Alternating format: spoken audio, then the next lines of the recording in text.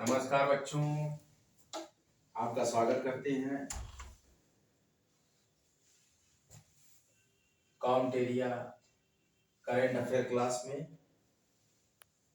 विद्यार्थी ध्यान दें, हरियाणा जज सिविल जज junior division examination.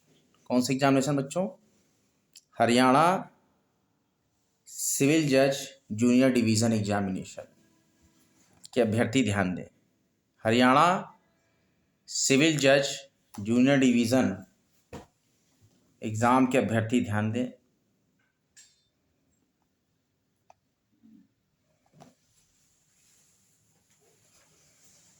Current affairs अभी उनका एग्जाम है। चलिए, पहला प्रश्न है। जो विद्यार्थी नए हैं, कॉम्टेरिया को कृपया सब्सक्राइब कर दें, वीडियो को लाइक करें और शेयर करें। हम समसामयिक घटनाक्रम पढ़ रहे हैं पूरे वर्ष का, 7 फरवरी तक का पूरा है। जितने दिन क्वेश्चन हम पढ़ लेंगे। फिर तो एग्जामिनेशन है 3 मार्च को हरियाणा जुडिशरी का। उसका 17 मार्च को फिर ये कंटिन्यू करेंगे हम पेपर के बाद। फिर 17 मार्च को यूपीपीसीएस है, चलता रहेगा। 28 अप्रैल को एमपीपीसीएस है, तब तक चलेगा। और एक और अच्छी खबर है बच्चों के लिए जो कि जुडिशरी एलएलबी किए हुए हैं। मार्च में ही राजस्थान एपीओ का फॉर्म आएगा, असिस्टेंट प्रोसिक्यूटिंग ऑफिसर, और पुराने सिलेबस से परीक्षा होगी लॉ की।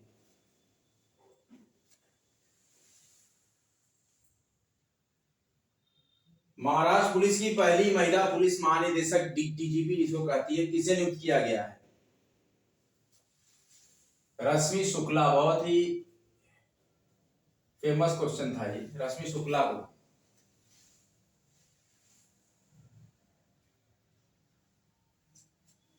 यूपी का पहला फ्लोटिंग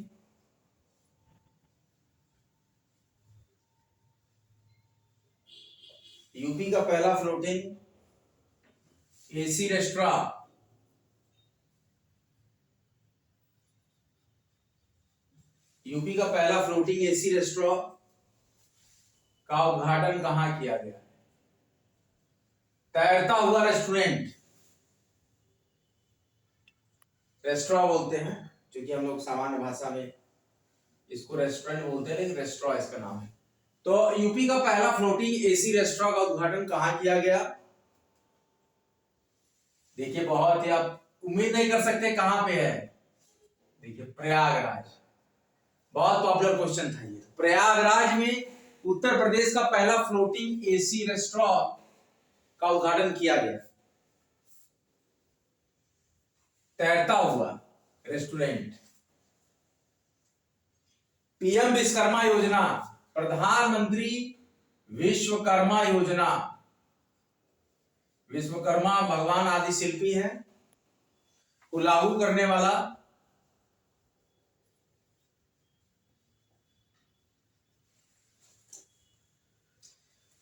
पहला यूटी यूनियन टेरिटरी केंद्र शासित प्रदेश कौन सा है? प्रधानमंत्री विश्वकर्मा योजना को लागू करने वाला पहला union territory JNK, Jammu and Kashmir. ध्यान दीजिए बच्चों, करंट अफेयर्स जो है 30 प्रश्न यूपीपीसीएस में, एमपीपीसीएस में भी कम से कम करंट अफेयर्स के 20 प्रश्न, जिसमें एमपी है करंट अफेयर्स, एमपी खेल समसामयिकी, और इसके बाद भारत का current affair, international current affairs, ये सब मिला के। और हरियाणा में भी 5-6 प्रश्न आएगा करंट अफेयर्स का जज में, और आरओ के भी पेपर में आएगा 15 से 20 करंट अफेयर।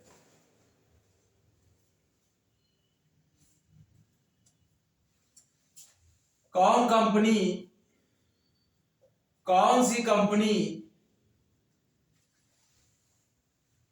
पीएलआई योजना के लिए पात्र होने वाली पहली भारतीय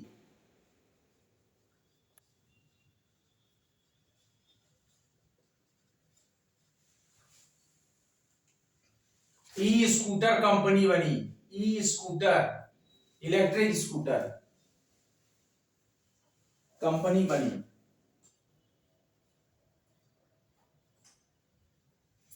कौन सी कंपनी पीएलआई योजना के पात्र होने वाली कौन सी कंपनी पीएलआई योजना के लिए पात्र होने वाली पीएलआई योजना के लिए पात्र होने वाली पहली भारतीय ई स्कूटर कंपनी बनी? ओला इलेक्ट्रिक, ध्यान दीजिए, OLA इलेक्ट्रिक। ओला इलेक्ट्रिक स्कूटर जो है, स्कूटी, कौन सी कंपनी पीएलआई योजना के लिए पात्र होने वाली पहली भारतीय ई स्कूटर कंपनी बनी? ओला इलेक्ट्रिक। वेस्ट बंगाल सरकार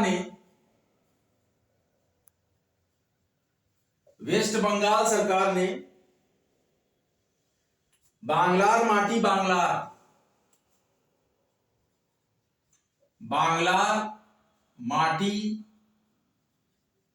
बांग्लार जल, कौन सी योजना? वेस्ट बंगाल गवर्नमेंट ने बांग्लार माटी बांग्लार जल को राज्य गीत, वेस्ट बंगाल का गीत, जो स्टेट का अपना गीत होता है, घोषित किया है।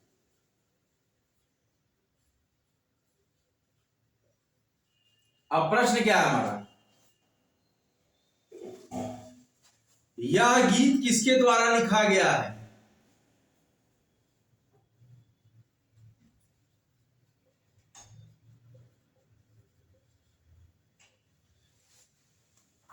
पश्चिम बंगाल सरकार ने बांग्लार माटी बांग्लार जल को राज्य गीत घोषित किया है। यह गीत किसके द्वारा लिखा गया है? रविंद्रनाथ टैगोर।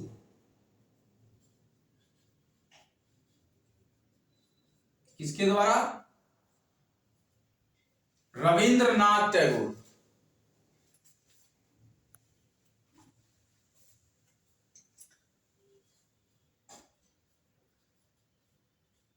कौन सी कंपनी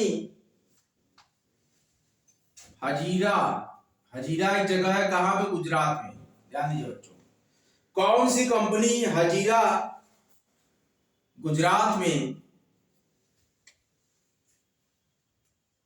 भारत की पहली कार्बन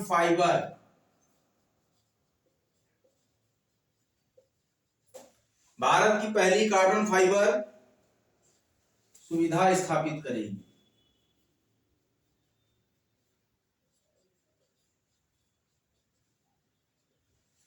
कौन सी कंपनी हजीरा गुजरात में भारत की पहली कार्बन फाइबर सुविधा स्थापित करेगी?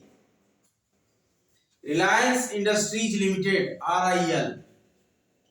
रिलायंस इंडस्ट्रीज लिमिटेड हजीरा गुजरात में भारत की पहली कार्बन फाइबर सुविधा स्थापित करेगी।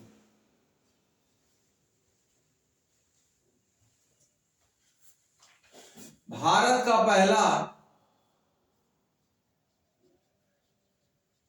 हाई स्पीड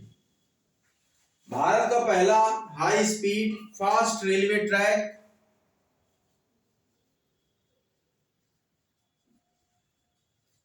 भारत का पहला high speed fast railway trial track कहां बनाया जा रहा है?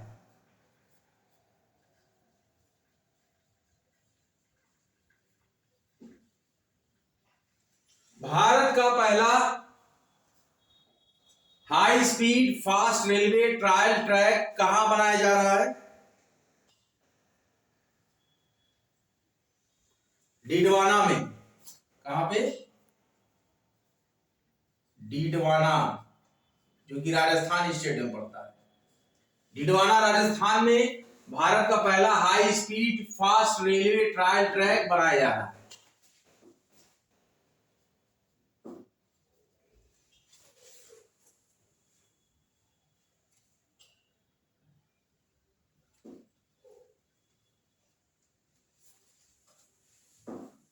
और क्वेश्चन आपको बता दें बच्चों, जल्दी जल्दी इसको खत्म करते रहिए आप लोग। अब हम थोड़ा सा आपको बजट के प्रश्न पढ़ा देते हैं। अभी कई प्रश्न हमने आपको पढ़ा दिया, आइए थोड़ा बजट कर लेते हैं। सेंट्रल बजट 2014, 24 एंड 25 अंतरिम बजट है। ये कौन सा बजट है? अंतरिम बजट 2024-25। कौन सा बजट है बच्चों? अंतरिम बजट। जब इलेक्शन आने वाला होता है, ध्यान दीजिए, मैं आपको अंतरिम बजट का मतलब बता रहा हूं। जब इलेक्शन आने वाला होता है तो 2 से 3 महीने के लिए, 4 महीने के लिए सेंट्रल गवर्नमेंट जो बजट इशू करती है, इस बजट का नाम होता है अंतरिम बजट। ध्यान दीजिएगा, कंफ्यूज ना रहिएगा। अंतरिम बजट का मतलब है कि जब इलेक्शन नजदीक हो और गवर्नमेंट उस बजट को इशू करती है, केंद्र सरकार, तो उस तरह के बजट को अंतरिम बजट का नाम दिया जाता है। अंतरिम बजट 2024-25। केंद्रीय अंतरिम बजट 2024-25 को वित्त मंत्री श्रीमती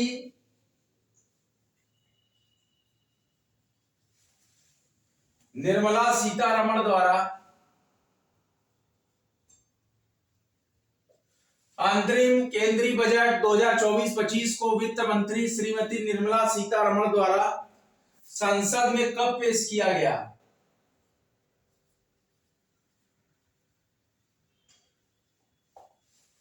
अंतरिम केंद्रीय बजट 2024-25 को वित्त मंत्री श्रीमती निर्मला सीतारमण द्वारा संसद में कब पेश किया गया? 1 फरवरी 2024 को। 1 फरवरी 2024 को अंतरिम केंद्रीय बजट 2024-25 वित्त मंत्री श्रीमती निर्मला सीतारमण द्वारा संसद में पेश किया गया। अंतरिम केंद्रीय बजट 2024-25 में किन वर्गों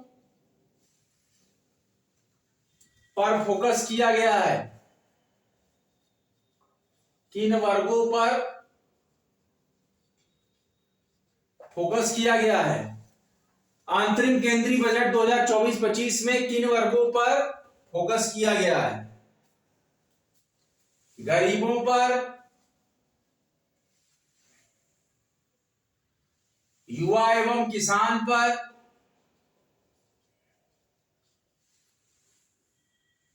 महिलाओं पर। गरीबों, युवा एवं किसान और महिलाओं पर। अंतरिम केंद्रीय बजट 2024-25 का बजट आकार कितना है?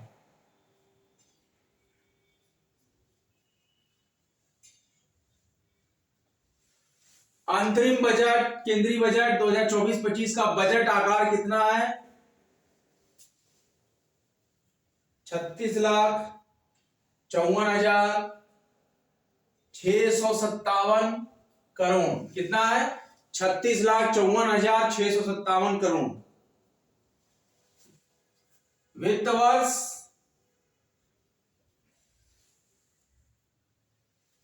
2024-25 में, वित्त वर्ष 2024-25 में राजस्व खर्च का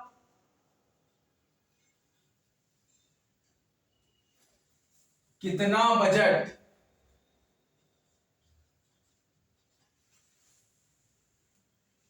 अनुमान लगाया गया? वित्त वर्ष 2024-25 में राजस्व खर्च का कितना बजट अनुमान लगाया गया?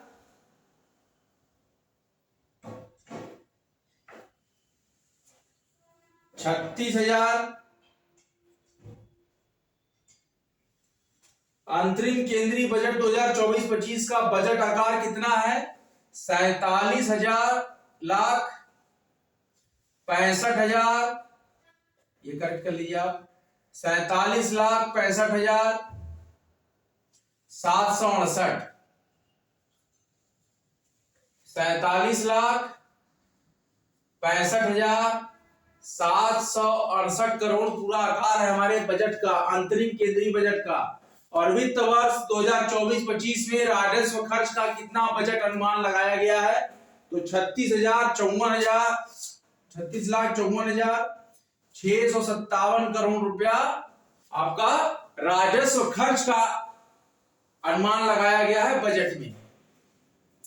और 47,65,768 करोड़ का पूरा बजट का आकार है हमारे अंतरिम केंद्रीय बजट 2024-25 का। और इसी बजट में राजस्व प्राप्ति 24-25 के अंतरिम बजट में राजस्व प्राप्ति का कितना बजट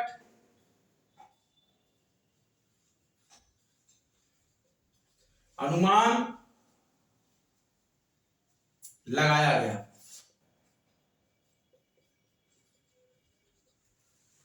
राजस्व प्राप्ति का कितना बजट? 30,01,275 करोड़ रुपया, 30,01,275 करोड़ रुपया। और कुल बजट का आकार क्या है? 47,65,768 करोड़ रुपया। और वित्त वर्ष में हमारे राजस्व खर्च का कितना बजट अनुमान है? 36,54,757 करोड़ रुपए।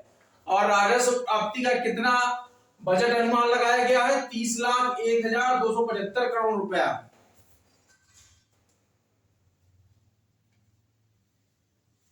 बजट 2024-25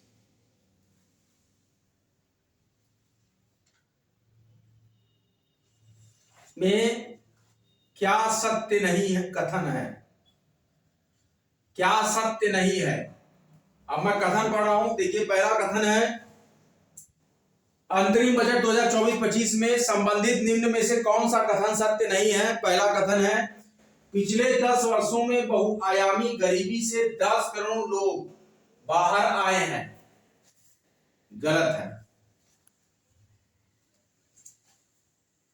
पीएम मुद्रा योजना के तहत 43 करोड़ ऋण मंजूर किए गए। सही है।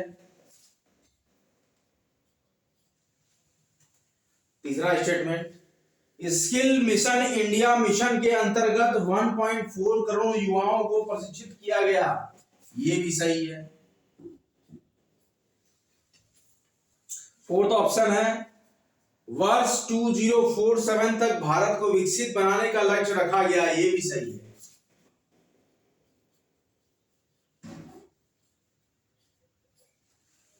देखिए पहला कथन था, पिछले 10 वर्षों में बहुआयामी गरीबी से 10 करोड़ लोग बाहर आए हैं। नहीं, ऐसी बात नहीं है, 10 करोड़ लोग बाहर नहीं, इसलिए पहला स्टेटमेंट ही सत्य नहीं है। आप लोग ने रिवीजन बुक निकालिए, मैं एक बार रिवीजन देके फिर उसके बाद थारो प्रोसीड करता हूं। बहुत ही इंपॉर्टेंट ये लेक्चर है, इसकी सारे क्वेश्चंस को आप ध्यान रखिएगा बच्चों।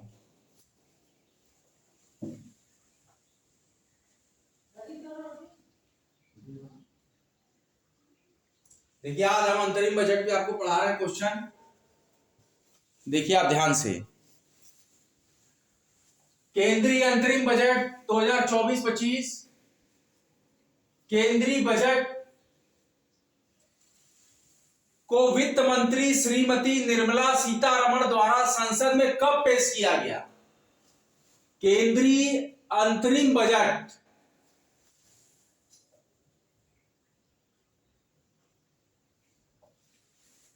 केंद्रीय अंतरिम बजट 2024-25 को वित्त मंत्री श्रीमती निर्मला सीतारमण द्वारा संसद में कब पेश किया गया?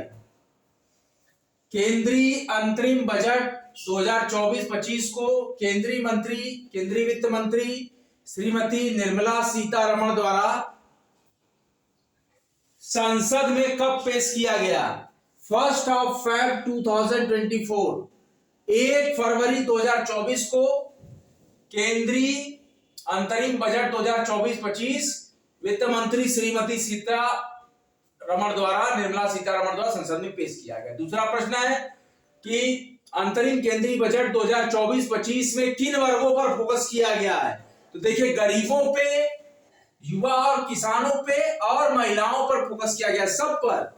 गरीबों पर भी फोकस किया गया अंतरिम बजट में, युवा और किसान पर भी फोकस किया गया है और महिलाओं पर भी फोकस किया गया है। और केंद्रीय अंतरिम बजट 2024-25 का बजट आकार कितना है? 47,65,768 करोड़ रुपया। वित्त वर्ष 2024-25 में राजस्व खर्च का कितना बजट अनुमान है? राजस्व खर्च का कितना बजट अनुमान है? 36,54,657 करोड़ रुपए। और राजस्व प्राप्ति का कितना बजट अनुमान लगाया गया है? 30,01,257 करोड़ रुपए। सन 2024-25 में बजट के परिप्रेक्ष्य में क्या शब्द सही नहीं है कि पिछले वर्ष 10 वर्षों में बहुआयामी गरीबी से 10 करोड़ लोग बाहर आए हैं? नहीं, ऐसा नहीं है, 10 करोड़ लोग इस बहुआयामी गरीबी से बाहर नहीं आए हैं। तो ये हमने कुछ अंतरिम बजट के कुछ क्वेश्चन आपको पढ़ाए, और भी क्वेश्चन मैं पढ़ा रहा हूं। जो भी महत्वपूर्ण यहाँ पर टॉपिक है खुलकर आप यहाँ पे डिस्कशन कर सकते हैं। ये एक ओपन एजुकेशनल प्लेटफॉर्म है जो कि विद्यार्थियों की सेवा के लिए बनाया गया है। बहुत ही हाई क्लास क्वेश्चंस यहाँ पर आपको हम देते हैं। वेल डिजाइन रिसर्चर मॉड्यूल में यहाँ पे आपको बड़े बड़े संस्थानों में जो चीजें मिलती है उसी तरह का वर्ल्ड क्लास एजुकेशन मैं प्रोवाइड कराता हूँ आपको। अभी हम यहाँ पर हरियाणा सिविल जज के एग्जामिनेशन के लिए जो करंट अफेयर्स आने वाले हैं, एग्जाम्प्ट करना है कुछ क्वेश्चन को, शायद ये क्वेश्चन आ जाए, इसी तरीके से हम पढ़ा रहे हैं। अब देखिए, वित्तीय वर्ष हमारा 2024-25 जो है, वित्तीय वर्ष 2024-25 के लिए रेलवे पर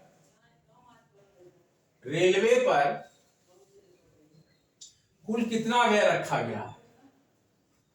रेलवे पर कुल कितना व्यय रखा गया है? वित्तीय वर्ष 2024-25 के लिए रेलवे पर कुल कितना व्यय रखा गया है? देखिए बच्चों, वित्तीय वर्ष 2024-25 के लिए रेलवे पर कुल कितना व्यय रखा गया है? 2.55 लाख करोड़। कितना? 2.55 लाख करोड़। 2.55 लाख करोड़ रखा गया है। वित्तीय वर्ष 2024-25 के लिए रेलवे पर कुल कितना व्यय रखा गया है? तो 2.55 लाख करोड़। और कहा गया वित्तीय वर्ष 2024-25 के लिए, वित्तीय वर्ष 2024-25 के लिए राजस्व घाटा, बहुत पॉपुलर क्वेश्चन, राजस्व घाटा कुल जीडीपी का, ग्रॉस डोमेस्टिक प्राइस, तो कुल जीडीपी का कितना प्रतिशत अनुमानित है? कितना प्रतिशत अनुमानित है? ये पॉपुलर क्वेश्चन रहा है। 2024-25 वित्तीय वर्ष 2024-25 के लिए राजस्व घाटा कुल जीडीपी का कितना प्रतिशत अनुमानित है? तो 2.0%, मतलब 2%। 2.0% क्या है? राजस्व घाटा कुल जीडीपी। राजस्व घाटा जो है वो कुल जीडीपी का 2% अनुमानित है। 2024-25 के बजट में राजस्व घाटा कुल जीडीपी का, ग्रॉस डोमेस्टिक प्रोडक्ट का कितना परसेंट अनुमानित है? 2% अनुमानित है। अच्छा, वित्तीय वर्ष 2024-25 के लिए राजकोषीय घाटा, ध्यान दीजिए विद्यार्थी, राजकोषीय घाटा का कितना बजट, बजट का मतलब अमाउंट अनुमान होता है, कितना बजट अनुमान लगाया गया है? पैसा कितना हम इस मद में दे रहे हैं, इसी को बोलते हैं बजट। बजट उस शब्द को भी बोलते हैं कि जो हम कितना पैसा उस पर दे रहे हैं उस मद में। तो यहाँ पे कहा जा रहा है कि वित्तीय वर्ष 2024-25 में राजकोषीय घाटा का कितना बजट अनुमान लगाया गया है? तो राजकोषीय घाटा कितना है? 16,85,494 करोड़ रुपया। 16,85,494 करोड़ रुपया राजकोषीय घाटा का बजट अनुमान लगाया गया है। इसके बाद यहीं पर एक और क्वेश्चन बहुत ही इंपॉर्टेंट बनता है आपका बच्चों कि वित्तीय वर्ष का 2024-25 के लिए प्राथमिक घाटा, वित्तीय वर्ष 2024-25 में के लिए प्राथमिक घाटा का कितना अनुमान, प्राथमिक घाटा का कितना अनुमान, प्राथमिक घाटा का कितना अनुमान लगाया गया है।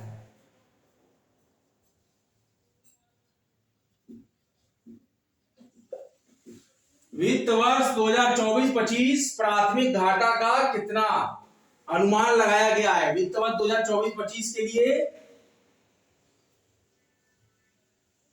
प्राथमिक घाटा का कितना अनुमान लगाया गया है।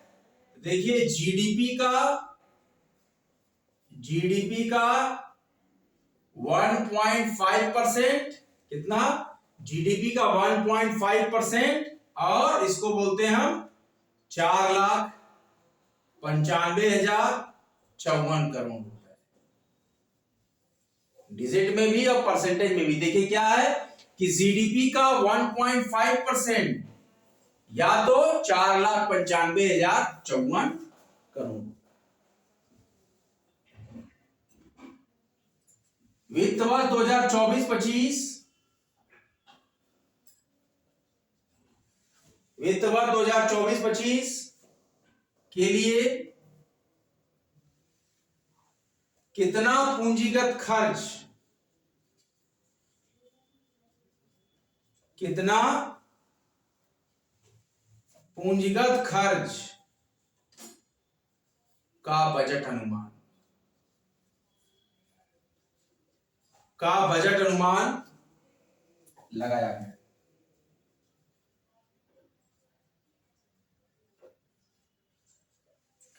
वित्त वर्ष 2024-25 के लिए कितना पूंजीगत खर्च का, किसका बजट अनुमान, पूंजीगत खर्च का बजट अनुमान, कितना पैसा इस पे लगा है, कितना अनुमानित है, क्या एजम्प्ट किया गया है हमारे सेंट्रल बजट में, सेंट्रल इंटरिम बजट 2024-25 के लिए कितना पूंजीगत खर्च का बजट अनुमान लगाया गया है।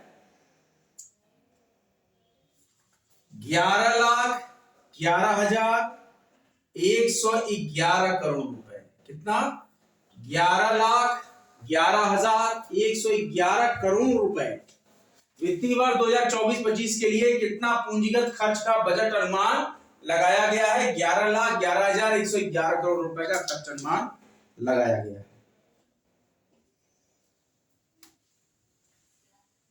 इसी बजट में कितना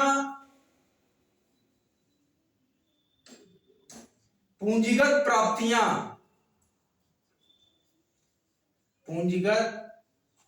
कितना पूंजीगत प्राप्तियां का बजट अनुमान लगाया गया।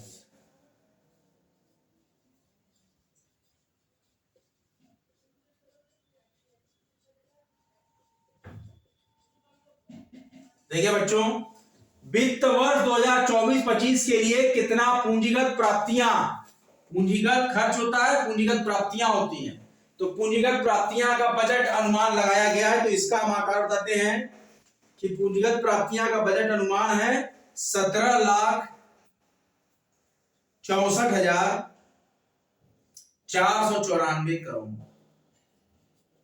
17,64,494 करोड़ रुपए। देखिए फिर से हम रिमाइंड करा देते हैं।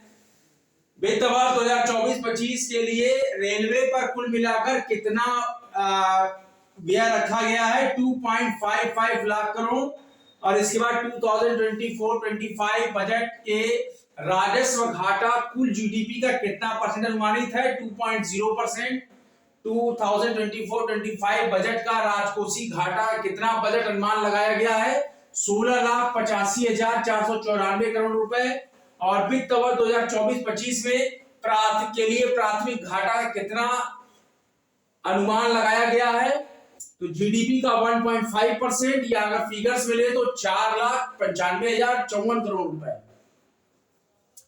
और वित्त वर्ष 2024-25 के लिए कितना पूंजीगत खर्च का बजट अनुमान लगाया गया है? तो 11,11,111 करोड़ रुपए।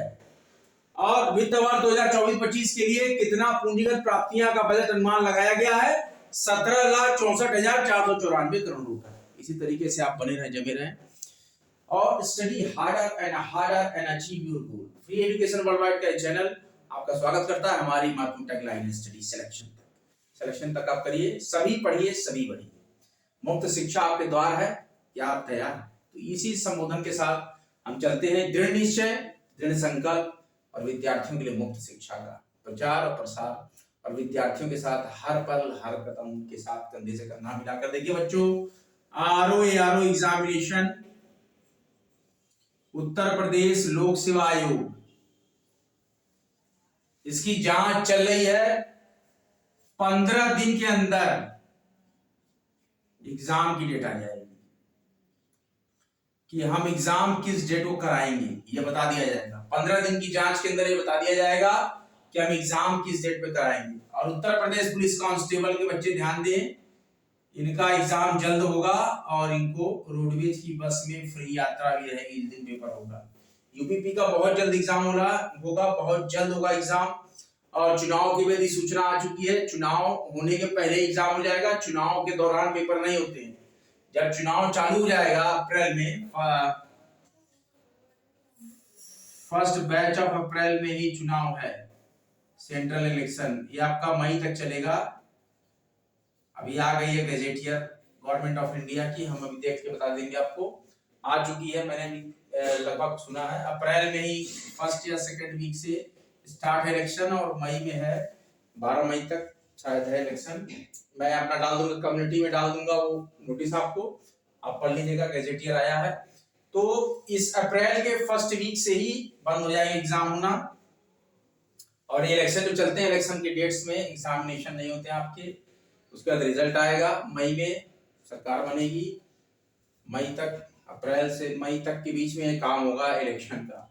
और आचार संहिता आपकी 12 मार्च से लग जाएगी। 12 मार्च से आचार संहिता लग जाएगी, फिर कोई नया फॉर्म नहीं आएगा, एग्जाम होंगे। 12 मार्च को जब आचार संहिता लग जाएगी, कोई नई वैकेंसी नहीं आएगी। एक और अपडेट निकल के आ रही है, block education officer UP PSC से खंड शिक्षा अधिकारी एबीएसए का फॉर्म आने वाला है। थोड़े ही पद थे, लगभग 100 पद थे। अब देखिए कितने पद हैं, वो स्पष्ट हो जाएगी स्थिति। उत्तर प्रदेश लोक सेवा आयोग ब्लॉक एजुकेशन ऑफिसर का फॉर्म निकालता है। इसी माह में मार्च में फॉर्म निकलने की आशंका है। आप लोग लगे रहिए। आरओ के लिए महत्वपूर्ण चांस है आपके पास। आरओ का एग्जाम डेट आ जाएगा 15 से 18 दिन के अंदर अंदर, 15 ही दिन मानिए, आ जाएगा डेट।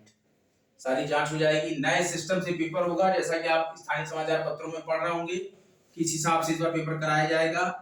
और बहुत ही सघन जांच में पेपर इस बार ले आया जाएगा कि इस बार पेपर न लीक हो पाए। तो री एग्जाम आरओ की डेट आने वाली है, जांच हो रही है, जो भी दोषी हैं उनको बख्शा नहीं जाएगा। आप सभी विद्यार्थियों के हित में सब आपके साथ कॉम्पिटेटिव। आज का लेक्चर यहीं तक, अगला लेक्चर लेकर बहुत ही जल्द आऊंगा। तब तक के लिए जय हिंद, जय भारत। चैनल को सब्सक्राइब कर दीजिए बच्चों।